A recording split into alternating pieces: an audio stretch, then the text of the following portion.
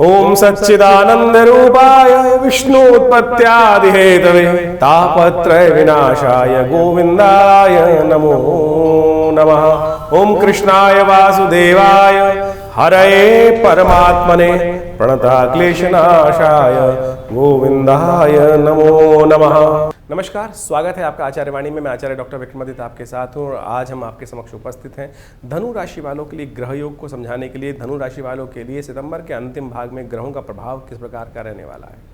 देखिए, धनु राशि वालों, आपकी राशि के अंतर्गत यदि समझो तो आप कई उठापटक होने के योग बन रहे हैं। नवम और दशम भाव भाग्य और राज्य के अंदर कई प्रकार की स्थितियों में परिवर्तन का योग बनता दिखाई दे रहा है। सूर्य परिवर्तन की तरफ जा चुके हैं और कई प्रकार के ग्रह योग निर्माण होने सितंबर में दिखे और सितंबर के अंतिम भाग में भी कई ग्रहों का परिवर्तन का योग बन रहा है। सूर्य, बुध, केतु एक साथ विराजमान होकर भाग्य में किससे निकलकर वो विराजमान हो जाएंगे दशम भाव में। और ये दशम भाव सम्मान का भाव है, राज्य का भाव है, पिता का भाव है, नौकरी का भाव है और कार्य का भाव भी माना जाता है। कार्येश का भाव, कार्य को पूर्ण कराने का भाव भी माना जाता है। मंगल सप्तम भाव में बैठकर इन समस्त ग्रहों पर दृष्टि डाल रहे हैं और एक और योग बनने वाला है कि अभी सितंबर समाप्त होते ही अक्टूबर आरंभ होगा, वहाँ चंद्रमा भी वहीं इसी भाव में आ जाएगा और ऐसे में चतुर्ग्रही योग बनते हुए उसमें मंगल की दृष्टि अनहोनी का योग बनने की स्थिति उत्पन्न होगी। दो ग्रहण काल के बीच में ये समय है।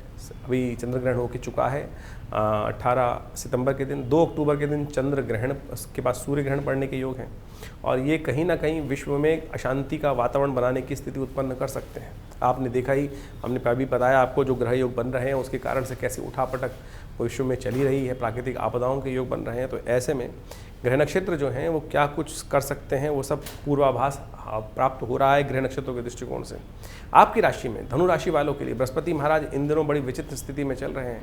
अननेसेसरी की कुछ क्लेश, कुछ न कुछ दिक्कत, कुछ न कुछ नई परेशानी को उत्पन्न करने के समय समय पर योग बनाते दिखाई दे रहे हैं। लेकिन अब समय थोड़ा सा उनका उपाय करने का है, परिवर्तन करने का है, क्योंकि श्राद्ध चल रहे हैं। श्राद्ध में श्रद्धा का समर्पण कर पितरों को प्रसन्न कर आप अपने नवग्रहों को भी सही रूप से उनका उपचार कर सकते हैं। ये शास्त्र में प्रमाणित बात है और पितरों की विशेष तौर पर पितरों की कृपा से बहुत सारे ग्रह भी अनुकूल हो जाते हैं, क्योंकि वही वास्तविक तौर पर परिवार की रक्षा करने का सुंदर दायित्व उनके ऊपर रहता है।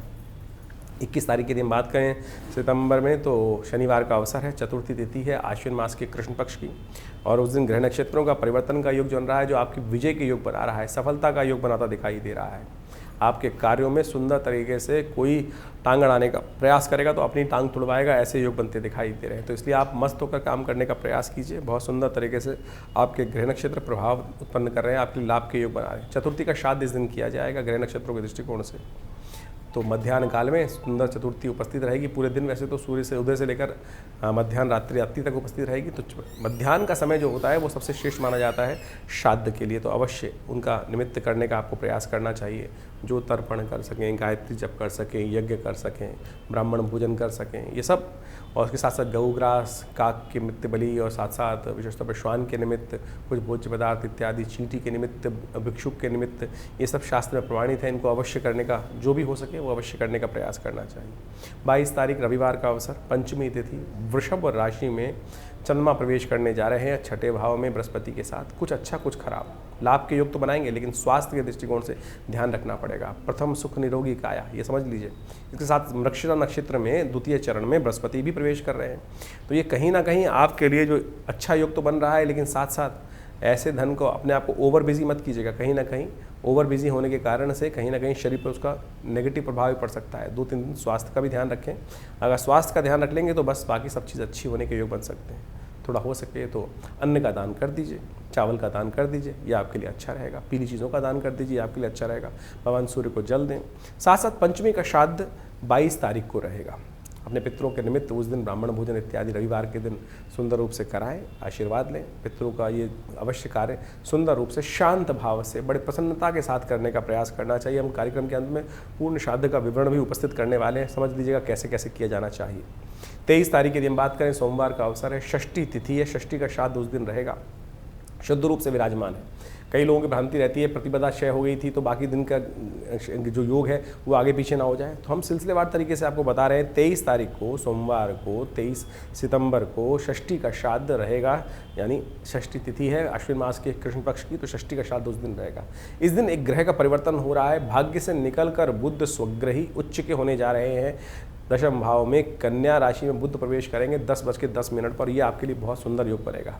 बस समस्या केवल एक ही है कि बुध थोड़े अस्त हैं, सूर्य के साथ केतु के साथ हैं, उच्च के हो गए हैं, ये सब सुंदर है, लेकिन थोड़ी बुध को जितनी यदि आपने शक्ति दे दी तो बहुत सुंदर होगा। बुध को शक्ति देने के लिए सबसे श्रेष्ठ उपाय शास्त्र में 2-3 बताए गए हैं, वो आपको करना चाहिए। देखिए, सबसे पहले तो कन्याओं की सेवा, साथ साथ बहनों की सेवा, बुआ इत्यादि की सेवा, और साथ साथ एक काम और कर सकते हैं, वाणी पर संयम रखने का प्रयास करें। बुध खराब तब होते हैं कि जब वाणी पे दोष लगता है। वाणी दोष लगता है यानी आप जो विशेष तौर पर वाणी पर अपशब्दों का उपयोग होता है, तो शुद्ध रूप से वाणी पर संयम रखते हुए कार्य करेंगे तो बुध का उपचार अपने आप होगा। ओम ब्रांग ब्रींग ब्रोंग से बुधाय नमः इस मंत्र का जप करें। देखिए, आपकी राशि के अनुसार से आप एक काम और कर सकते हैं, नित्यपति भगवान शंकर पर बिल्वपत्र अर्पित करना शुरू कर दो। बस एक बिल्वपत्र, अरे बरसात का ऋतु चल रही है, ऐसे में शुद्ध सुंदर बिल्वपत्र मिल ही जाएंगे। एक एक करके ओम नमः शिवाय का जप करते हुए बुधवार के दिन अवश्य करें। नित्यपति कर सके तो बहुत अच्छा रहेगा। बुध को शुद्ध करने के लिए भगवान शंकर की कृपा से बढ़िया कोई उपाय हो नहीं सकता है, तो अवश्य करें, कल्याण होगा। 24 तारीख का अवसर मंगलवार, सप्तमी तिथि, और ग्रह नक्षत्र परिवर्तन की तरफ तो जाते ही हैं, और ये परिवर्तन आपके लिए बेहद खास है। परिवर्तन का योग बन रहा है, ये आपके अंदर उत्साह का वर्धन करेगा। 10 दोपहर को मध्याह्न से पहले पहले चंद्रमा परिवर्तित होंगे, मिथुन में जाएंगे और सप्तम भाव में आकर नया उत्साह उत्पन्न करने के योग देंगे। शक्ति नई जगाते दिखाई देंगे आपको, और ऐसी शक्ति का यदि उपयोग आपने सही रूप से किया तो आपके कुछ ना कुछ सफलता प्राप्त करने, क्योंकि शुक्र भी बहुत सुंदर रूप से आपकी राशि के अनुसार से इस वक्त सफलता वाले के बाद का लाभ के भाव में स्वग्रही होकर बैठे हुए हैं, तो इसका लाभ आपको लेने का प्रयास करना चाहिए। केवल हर्ष के साथ, उल्लास के साथ, हिम्मत के साथ आगे बढ़ते हुए कार्य करें। हिम्मत अच्छी है, पॉजिटिव रहेंगे। 2-3 दिन आपके लिए बड़े अच्छे दिखाई दे रहे हैं। देखिए, मंगलवार के दिन 24 तारीख को सप्तमी है। सप्तमी का श्राद्ध मध्याह्न काल में करना सबसे श्रेष्ठ रहेगा। जिनके पितरों का गमन हो उनके निमित्त गायत्री का यज्ञ अवश्य करें, तर्पण अवश्य करें, ब्राह्मण भोजन श्रद्धा के साथ कराएं, विश्वास के साथ कराएं और शांति के साथ कराएं। अन्य से जल्दीबाजी में ना करें, बड़ी श्रद्धा के साथ, शांति के साथ, शालीनता के साथ ब्राह्मण जी का सम्मान करते हुए, पंडित जी का सम्मान करते हुए, उनको साक्षात पितृ के रूप में देखते हुए कार्य करने का प्रयास कीजिए, अच्छा रहेगा। 25 तारीख की हम बात करें तो उस दिन विशेष तौर पर अष्टमी है। अष्टमी का श्राद्ध बुधवार के दिन पड़ रहा है, और ग्रह नक्षत्र आपके लिए पॉजिटिव ही दिखाई देते हैं और अच्छे योग बना रहे हैं, तो आपको बस झगड़ों से बचना है। इन दिनों मंगल आपके सप्तम भाव में चल रहे हैं, वो अननेसेसरी दूसरों के काम में आप टांग अड़ाने का कुछ ना कुछ रास्ता बनाते दिखाई देंगे, तो इतनी हिम्मत ना करें कि आग में कूदने की अननेसेसरी बेकार की हिम्मत, दुस्साहस ना करें, बेकार के दूसरों के पंगों में ना फंसें। अपने टाइम का सदुपयोग करते हुए कार्य करेंगे तो बहुत अच्छा रहेगा आपके लिए।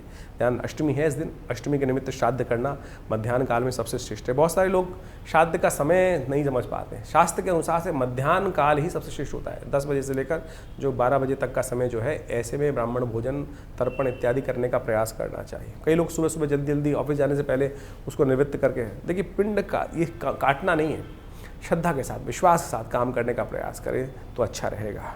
26 तारीख का दिन बृहस्पतिवार का दिन है, नौमी तिथि उस दिन विद्यमान है, और ग्रह नक्षत्र परिवर्तन की तरफ जा रहे हैं। सुबह आपके लिए अच्छी दिखाई देती, शाम को थोड़ा सा मनोमस्तिष्क थोड़ा सा बंधा बंधा महसूस हो सकता है। शायद जो कार्य कर रहे हैं उसमें कई बार बहुत सारी सीमाएं, देखिए आकाश तो है ना, एंडलेस है। सफलता की सीमा जो है वो इतनी बड़ी है कि पता नहीं किस लेवल तक कितना कोई जा सकता है। तो कई बार ऐसा होता है कि हमारे मन में वो विश्वास वो बहुत ज़्यादा होता है कि एम्बिशन बहुत ज़्यादा होते हैं, बहुत और ऊंचा, जितना आ जाए उतना अच्छा है। इस संसार में जो कुछ हो रहा है परमात्मा की कृपा से हो रहा है, ये हमको समझते हुए कार्य करने का प्रयास करना चाहिए, तब अच्छा रहेगा। शाम थोड़ी चंद्रमा उच्च के स्वग्रही होने जा रहे हैं, लेकिन थोड़ा सा आपके मनोभाव में थोड़ा सा बंधन आना दिखाई देता है, तो थोड़ा सा रिजर्व होकर काम करें, थोड़ा सा विश्वास रखते हुए कार्य करें तो अच्छा रहेगा। नौमी का श्राद्ध इस दिन किया जाएगा। साथ साथ नौमी तिथि के दिन सौभाग्यवती स्त्रियों का श्राद्ध भी किया जाता है। परिवार में कोई ऐसी स्त्रियाँ जिनका सौभाग्य रहते रहते शरीर पूरा हो गया और उनकी तिथि ज्ञात नहीं है, तो आप भी उनके निमित्त श्राद्ध इत्यादि, तर्पण इत्यादि कर सकते हैं। उसे उनका आशीर्वाद ही मिलेगा और आपके लिए जीवन में कष्टों को दूर करने के लिए, भार को दूर करने के लिए कुछ रास्ता प्राप्त होने के योग बन सकते हैं। देखिए, पता नहीं इस जीवन में कौन आपसे क्या अपेक्षा कर रहा है। इस संसार के लोगों की तो अपेक्षा दूर नहीं कर सकते हैं, अपेक्षा पूर्ण नहीं कर सकते हैं, लेकिन जो विरक्त हो चुके हैं उनकी तो श्रद्धा का समर्पण करके बड़ी सुंदर तरीके से अपेक्षा पूर्ण कर सकते हैं। तो तर्पण इत्यादि करते वक्त जिन जिन मित्रों का याद आ जाए तो उनके निमित्त अवश्य थोड़ा सा जल छोड़ दिया कीजिए। क्या है, तिल जल छोड़ना है, तिल ही डालने हैं थोड़े से, हाथ में जल लिया, उनका तिल डालते हुए तर्पयन्ताम तस्मै स्वधा, तस्मै स्वधा। इस प्रकार से जो पुरुष हैं तो उनके लिए तस्मै स्वधा, स्त्री है तो तस्मै स्वधा, बस स्वधा नाम के देवी गायत्री का जप कर दीजिए उनके लिए। यही आपका श्रद्धा का जल समर्पण ही वास्तविक तौर पर उनको तृप्ति देता है और वो आशीर्वाद आपको दे देते हैं। सुंदर, सोचे इतनी सुंदर, इसको प्रपंच के रूप में तो लोगों ने बहुत बढ़ा दिया, वो तो कुछ और है, लेकिन तर्पण इतना छोटी सी चीज़ है, उसको अवश्य करने का आपको प्रयास करना चाहिए। 27 तारीख दशमी तिथि और शुक्रवार का अवसर है। ग्रह नक्षत्रों के दृष्टिकोण से थोड़ा सा समय आपके लिए भारी दिखाई देता है। मनोमस्तिष्क में थोड़ा बंधन कार्य करने में थोड़ी सी कठिनाई आने के योग बन सकते हैं। कोई नया संबंध बनने के योग भी बनते दिखाई दे रहे हैं। दशमी का श्राद्ध इस दिन रहेगा।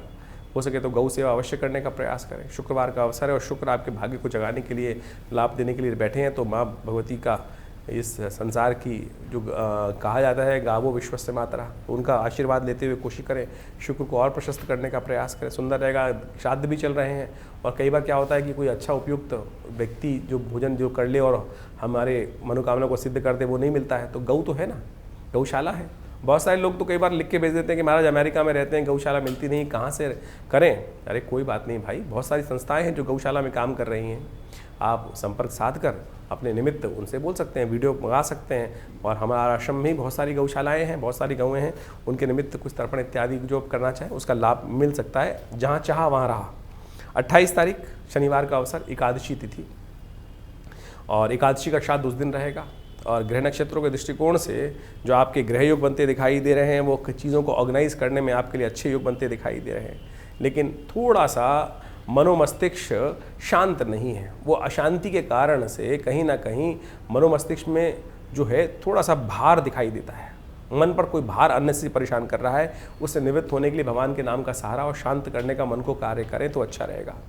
शनि को मनाएं। शनि महाराज इन दिनों आपकी राशि के अनुसार से जहाँ चल रहे हैं वो विशेष तौर पर पुरुषार्थ में थोड़े कम कर ला रहे हैं और शायद उसको पुरुषार्थ ना कर पाने के कारण से, फ्रस्ट्रेशन के कारण से बहुत सारी समस्याएं उत्पन्न हो रही हैं।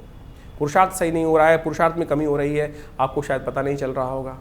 क्योंकि व्यक्ति को कहा जाए कि भाई, और धनु राशि वालों को खासतौर पर ये कहा जाए कि भैया थोड़ा सा आलस कर रहे हो तो एकदम उनकी अहम पे ठेस लग जाती है। लेकिन शनि ऐसे हैं जो इस वक्त वक्र स्थिति में बैठकर आगे बढ़ने की बजाय थोड़ा सा पीछे, आपको जैसे फिसलता है ना व्यक्ति, जब 2 कदम आगे चलता, 1 कदम आगे चलता है तो 4 कदम पीछे फिसल के पीछे आ जाता है। तो यही स्थिति इन दिनों शनि आपके लिए बना रहे हैं। तो शनि को ठीक करना बहुत ज़रूरी है आपकी राशि के अनुसार से। शनि एकादशी के दिन पड़ रहे हैं, एकादशी और शनिवार एक साथ योग पड़ रहा है, पिछले 2 बार से योग पड़ रहा है, ये बहुत सुंदर योग बन रहा है। इसका रहस्य समझें। शनि को मनाने का सुंदर तिथि है एकादशी युक्त शनिवार।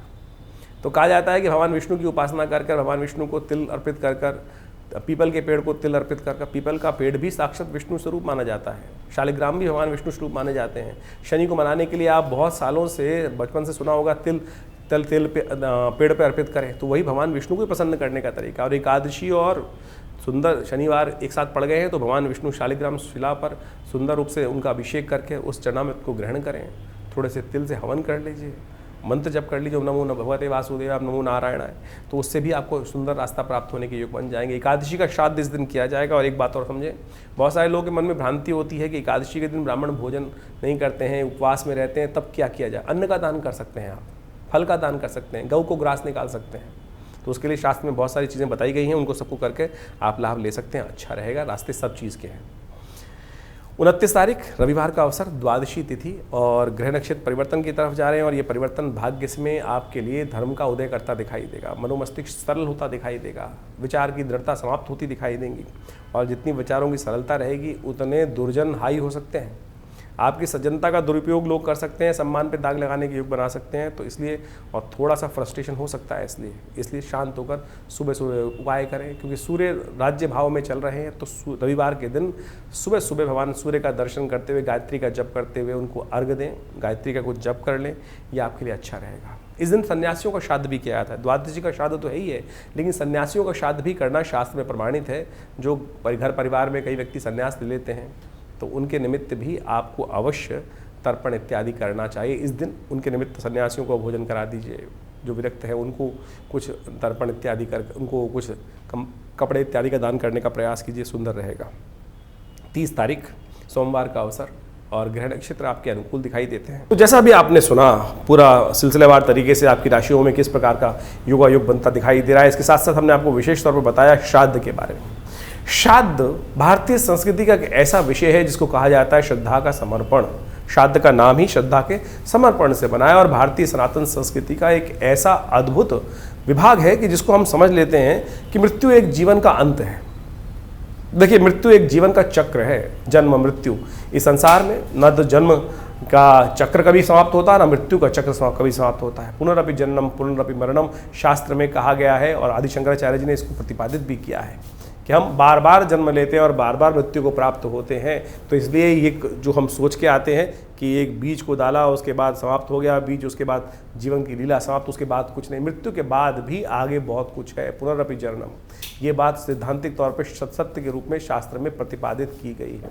श्राद्ध उसका वास्तविक तौर पर प्रमाण है, ज्योतिष उसका वास्तविक तौर पर प्रमाण है कि हम पुनर्जन्म में विश्वास करने वाले लोग वास्तविक तौर पर भारतीय संस्कृति का एक वैज्ञानिक स्वरूप है ज्योतिष।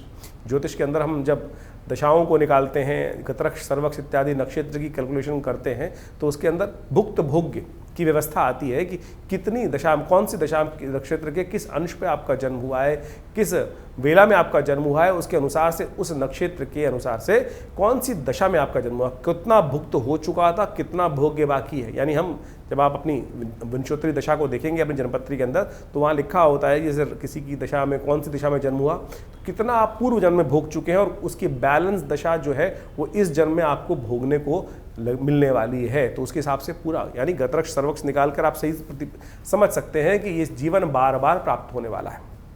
तो उसी प्रकार से और पुनर्जन्म जो है वो इतनी जल्दी होता नहीं है, हमारे यहाँ शास्त्र में कहा गया है। बहुत सारे लोग भ्रांति के रूप में इस कथाओं को सुना देते हैं कि व्यक्ति की मृत्यु हुई, जीवन समाप्त हुआ और कुछ ही दिनों में उसका पुनर्जन्म प्राप्त हो गया। लेकिन शास्त्र प्रतिपादित करता है कि हर व्यक्ति को अपने, देखो 1 वर्ष तक तो आपको प्रेत योनि में ही रहना है जीवन समाप्त होने के बाद। जब तक आपकी उन्मासिक श्राद्ध पूरे नहीं हो जाएंगे, यानी 1 वर्ष तक, 1 वर्ष के बाद ही व्यक्ति प्रेत योनि से निकलकर पितृ योनि में जाता है। तो उस 1 वर्ष के अंदर तो प्रेत योनि होनी है, तो इतनी जल्दी पुनर्जन्म होना ही नहीं है।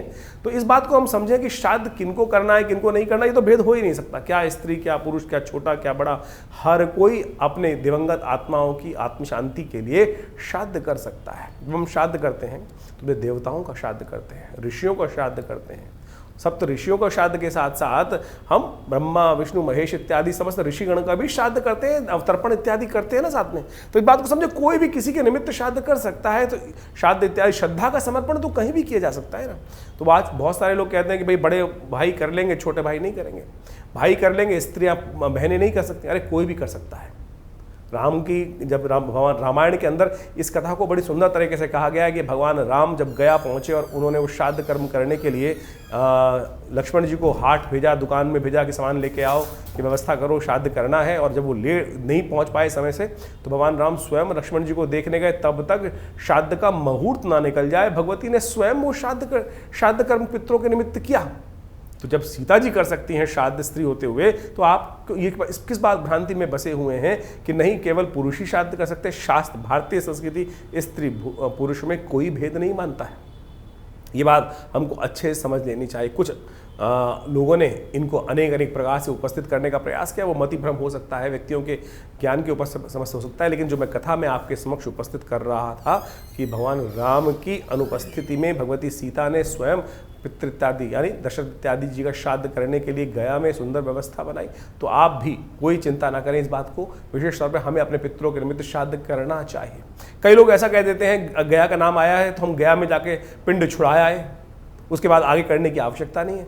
अरे वहाँ के महात्म्य वर्णित है कि इतने सुंदर स्थल है कि यहाँ पर पितृ को मोक्ष प्राप्त करने का सुंदर रास्ता बन जाता है, उसकी आवश्यकता नहीं होती। लेकिन ये तो आपका श्रद्धा का समर्पण है। जब तक आप हैं तब तक अवश्य अपने पितरों के निमित्त 3 पीढ़ी तक पिता, पितामह, परपितामह यानी 3 पीढ़ी तक अवश्य हमको अपने समस्त लोगों का श्राद्ध करने की कार्य करने का अवश्य प्रयास करना चाहिए। मध्याह्न काल शास्त्र के लिए सबसे श्रेष्ठ है, यानी जिस तिथि को मध्याह्न काल में हो, उस तिथि जो मध्याह्न काल में जो व्यापनी हो उस तिथि, उसी में उस दिवंगत आत्मा जो गए हैं उनका श्राद्ध किया जाना चाहिए। यदि आपको ज्ञात है कि किस समय उनका गंतव्य हुआ, उस समय प्रत्यक्ष रूप से कौन सी तिथि विद्यमान थी, उस तिथि में चाहे कृष्ण पक्ष है चाहे शुक्ल पक्ष है, तो इन श्राद्ध अश्विन के श्राद्ध के समय में पितृपक्ष के दौरान उनका अवश्य तर्पण। और श्राद्ध में क्या क्या करना चाहिए? वैसे तो विधान बहुत लंबा चौड़ा है, जितना आप कर सकते हैं। गायत्री जप अवश्य करें, तर्पण अवश्य करें, पिंडदान अवश्य करने का प्रयास करें, तर्पण इत्यादि के साथ साथ गायत्री का जप कर सकते हैं, गायत्री का यज्ञ कर सकते हैं, ब्राह्मणों को भोजन करा सकते हैं, गऊ के घास निकाल सकते हैं, चींटी, भुक्षुक, कौआ, काग इत्यादि के लिए अवश्य कुछ भोज्य पदार्थ, श्वान के लिए भोज्य पदार्थ अवश्य निकालने का, ये बलि अवश्य करने का प्रयास करना चाहिए। ये शास्त्र में विधात वर्णित है, तो अवश्य हमें सबको जितना हो सके, कोई ब्राह्मण नहीं मिल रहा है, ब्राह्मण मिल जाए तो बहुत अच्छी बात है, नहीं तो गऊ के निमित्त एक प्लेट में खाना लगाया, भोजन किया, उनका तर्पण करते हुए साथ साथ उनको समर्पित करने का प्रयास करें। और कोशिश ये करें अवश्य श्राद्ध के साथ, नहीं व्यवस्था हो पा रही तो कोई चिंता नहीं, आप 2 केले भी दान कर देंगे तो भी आपके पितृ आपको आशीर्वाद। बहुत सारे लोग पितृ दोष से समस्या उत्पन्न कर लेते हैं कि पितृ दोष हो गया कुंडली में। अरे पितृ दोष नहीं होता, पितृ ऋण हो सकता है। आप अपना कर्म नहीं करोगे तो पितृ ऋण के रूप में आपके जीवन में वो भार चढ़ता चला जाएगा, ब्याज दर ब्याज के रूप में आपके जीवन में वो ब्याज दर ब्याज, वो ऋण चक्रवर्ती ब्याज की तरह परेशान कर सकता है। लेकिन पितृ आपसे रुष्ट हो, ये बड़ी विचित्र बात लगती है कि पितृ रुष्ट हो गए। बहुत सारे लोग बोलते हैं पितृ रुष्ट। अरे माता पिता किसी से कभी रुष्ट हो सकते हैं क्या?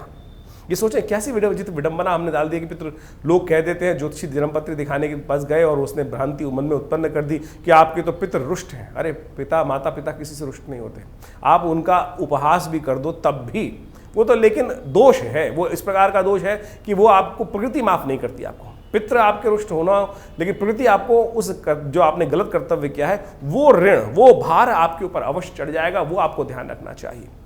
तो ये बात प्रकृति के दत्त है। तो आप एक बात ऐसे समझे कि कोई पिता, किसी व्यक्ति ने, बालक ने पिता का उपहास भी कर दिया, शायद पिता उनको माफ कर देंगे, लेकिन वो प्रकृति जो है, वो कर्म का सिद्धांत जो है, वो आपके ऊपर भार के रूप में विद्यमान हो जाएगा। उससे हमें समझना चाहिए। एक छोटा बच्चा यदि पिता के ऊपर खेल रहा हो, पिताजी के ऊपर कुछ विष्टाबित कर देगा, तो क्या पिता रुष्ट हो जाते हैं? माता पिता तो रुष्ट बिल्कुल होते ही नहीं कभी। जब प्रत्यक्ष नहीं हुए तो अप्रत्यक्ष रूप में जाकर हाँ दुखी जरूर होते हैं। घर में उत्सव चल रहा है, आपने गाना बाना सब कुछ किया, सब कुछ करा, लेकिन अपने पितरों के निमित्त कुछ एक थाली निकाली ही नहीं, उनको याद ही नहीं किया। अरे जिनके बिना हम जी नहीं पाते थे, जिनके बिना हम चल नहीं पाते थे, उनको इतनी विस्मृति हमने भुला दी कि हम उनको भूल जाते हैं। तो हमारे यहाँ भारतीय संस्कृति परंपरा है कि सबसे पहली थाली उनको, उनके पितृ के निमित्त निकाल कर, मिंस कर और किसी गरीब व्यक्ति को दे दिया। इतना ही तो करना है खाली, और कुछ नहीं तो जल दे दीजिए भाई। हर नित्यपति तर्पण यही नहीं श्राद्ध के अवश्य करें, पितृ निमित्तिक श्राद्ध बोला गया है। निमित्तिक श्राद्ध, शास्त्र में 12 प्रकार के श्राद्धों का वर्णन आता है। और जो पावर्ण्य श्राद्ध इस वक्त हम पर्व में कर रहे हैं, पक्ष में कर रहे हैं, पावर्ण्य श्राद्ध के अंतर्गत आता है। और पावर्ण्य श्राद्ध के साथ साथ और ये समझे कि हम सब नैमित्तिक श्राद्ध भी तो करते हैं। नित्य प्रति श्राद्ध करना चाहिए, नित्य प्रति तर्पण करना चाहिए, नित्य प्रति जल देना चाहिए। जैसे सूर्य को जल देते हैं, उसी प्रकार से अपने पितरों का ध्यान करते हुए ये देव तीर्थ है, आगे वाली उंगलियां ये पितृ तीर्थ है। अंगूठे और पहली उंगली के बीच का जो तीर्थ है, यहाँ 1 लोटा जल लेकर तर्पयन्ताम तस्यै सुधा तस्यै सुधा तस्यै सुधा। यदि स्त्री है तो तस्मै सुधा और पुरुष है तो तस्मै सुधा तस्मै सुधा तस्मै सुधा। ये 2 देवियों का प्रादुर्भाव किया गया है ब्रह्मा जी के द्वारा। स्वाहा नाम की देवी यज्ञ की आहुति देवता तक पहुंचाती हैं, और स्वधा नाम की देवी आपके द्वारा अर्पित किया गया जो जल इत्यादि है, भोज्य पदार्थ इत्यादि हैं, वो आपके पितरों के तक पहुंचाती हैं। तो इसको अवश्य करने का प्रयास करना चाहिए।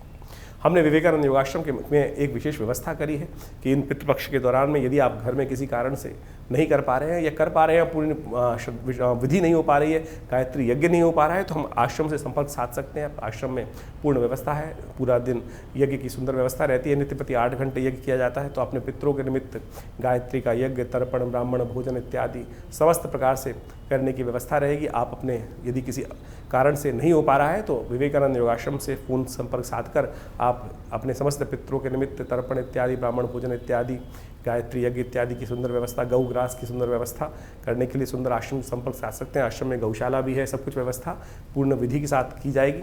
तो आप सब इन सब श्राद्धों में ऐसा ना करें कि हम सब लोग केवल ये परिपाटी भूल जाते हैं। बहुत सारे लोग तो क्या नई गाड़ी नहीं खरीदेंगे, नए वस्त्र नहीं खरीदेंगे, नया कुछ और समस्याओं कर देते, इतना करके बस छोड़ देते हैं। अरे ये सब तो बहुत भौतिक चीज़ें हैं। मुझे बताइए, आपके नए वस्त्र खरीदने से आपके पितृ रुष्ट होंगे या आप प्रसन्न होंगे। आपके पिता माता पिता आपकी तरक्की को देखकर, आपकी नई गाड़ी को देखकर अरे प्रसन्न ही होंगे भाई। ये कहाँ से व्यवस्था चल गई कि केवल गाड़ी नहीं खरीदना, वे चाँद चल रहे हैं गाड़ी नहीं खरीदेंगे, और फिर नई जनरेशन आती है उनको आप समझा नहीं पाते हैं।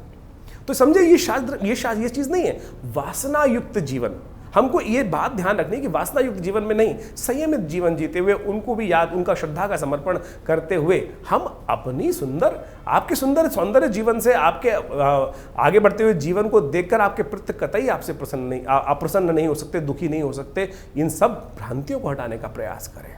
आप नए वस्त्र घर में लाएंगे तो अपने पिता के निमित्त भी कुछ लेके आइए ना। हमारे एक मिलने वाले थे, उनकी मृत्यु हो गई और उन्होंने स्वयं आके कहा कि वो जब चले गए तो पंडित जी के लिए कपड़े लाने थे उनको, उनकी श्राद्ध कर्म के दिन।